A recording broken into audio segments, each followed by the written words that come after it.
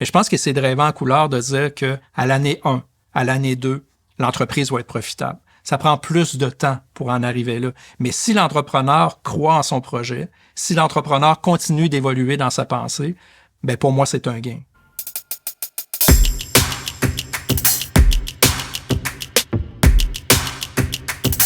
Pascal, les gens qui nous écoutent, qui vont peut-être se lancer une entreprise, qui sont sûrement en région, possiblement, qu'est-ce qu'ils peuvent gagner à connaître la SADC? Qu'est-ce que ça peut leur apporter? La mission des 67 SADC-CAE, c'est de rendre les régions plus autonomes économiquement.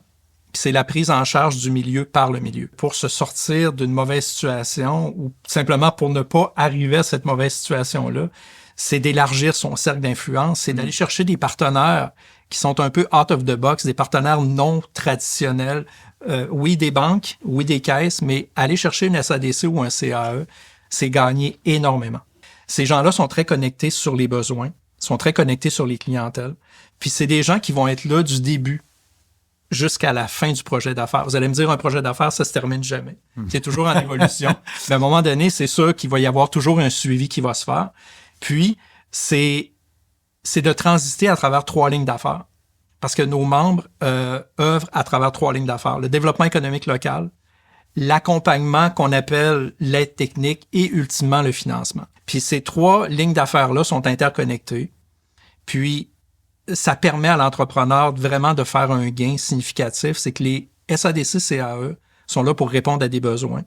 Que ce soit pour un entrepreneur qui démarre ou que ce soit pour un entrepreneur qui va reprendre une entreprise ou peu importe. C'est un entrepreneur aussi qui a des besoins de rendre son entreprise à un autre niveau en développant ses produits, en développant ses clientèles. En fait, de ce que j'entends, c'est que peu importe le stade de ton entreprise, même si tu es encore à la validation de l'idée, ça vaut le coup d'aller rencontrer une SADC. Parce que souvent, on n'ose pas cogner à la porte parce qu'on se sent pas prêt. Ouais. Il n'y a pas de moment parfait. Mm-hmm. Moi, j'ai vu arriver des entrepreneurs qui avaient une idée.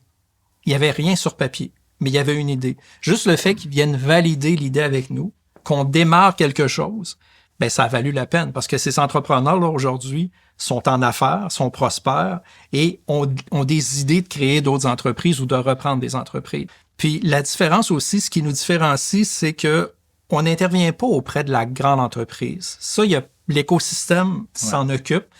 Nous, c'est vraiment, je dirais même, pas tellement la PME. C'est plus la très petite entreprise. Ouais. Le tissu économique des régions rurales et semi-urbaines au Québec est bâti à partir de la très petite entreprise. Mm-hmm. Puis on s'en occupe, on les chouchoute.